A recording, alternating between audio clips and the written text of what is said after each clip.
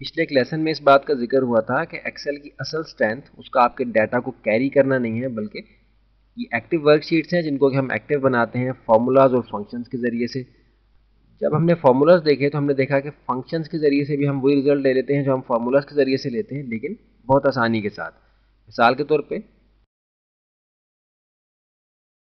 हमने सम का फंक्शन देखा था और हमने देखा था कि हम फॉर्मूला अप्लाई करके भी वो रिजल्ट दे सकते हैं जो कि हम सम का फंक्शन असाइन करके लेते हैं, लेकिन फंक्शन असाइन करने से हमारी बहुत सी मुश्किल जो है वो आसान हो जाती है और बहुत आसानी के साथ हमें रिजल्ट मिल जाता है।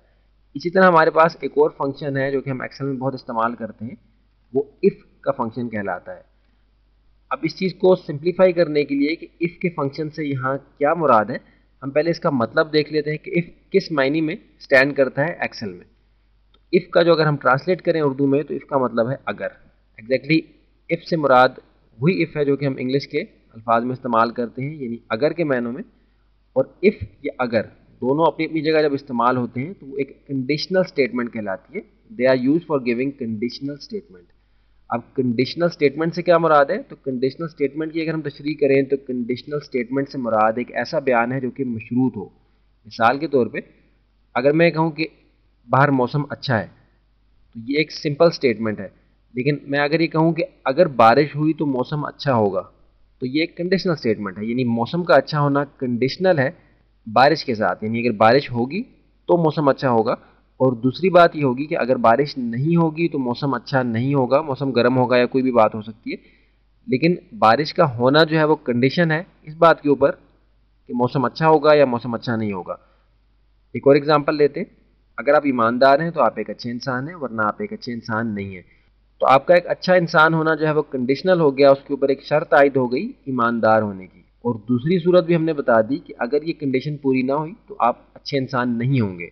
इन अल्फाज को अगर हम थोड़ा सा अलग अलग कर दें तो आप देख रहे हैं कि अगर जो है वो स्टेटमेंट को मशरूत बना रहा है, और जो शर्त है, जो कंडीशन है, वो ईमानदार होना है, और इसका जो रिजल्ट है वो आपका एक अच्छा इंसान होना है।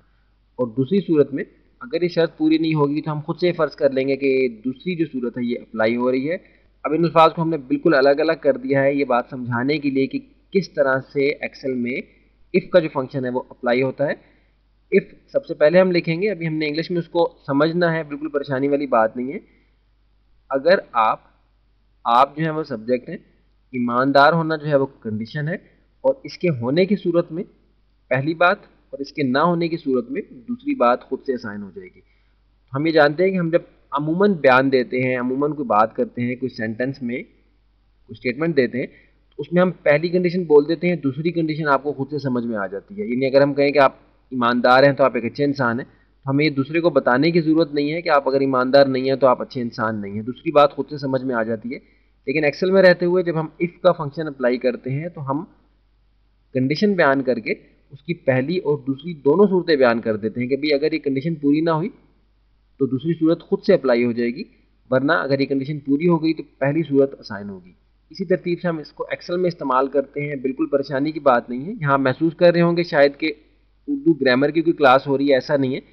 इफ़ के फंक्शन को सिंप्लीफाई करने के लिए हमने एक एग्जांपल समझी है कि इफ़ के ज़रिए से जो कंडीशनल स्टेटमेंट देते हैं उसमें जो कंडीशन डिफाइन की जाती है उसकी एप्लीकेशन दोनों सूरतों में होती है। यानी अगर आपको वो कंडीशन पूरी हो गई तो पहली सूरत, और अगर कंडीशन पूरी ना हुई तो दूसरी सूरत।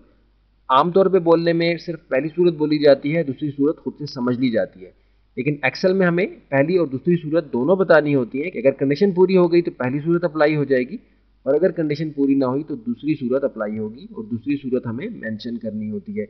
बिल्कुल परेशान नहीं होना। अगले लेसन में हम एक और एग्जांपल से इसको दोबारा से देखते हैं और फिर इसकी एप्लीकेशन देखेंगे। मेक श्योर करेंगे कि इंशाल्लाह सारे स्टूडेंट्स को ये बात अच्छी तरह से समझ में आए।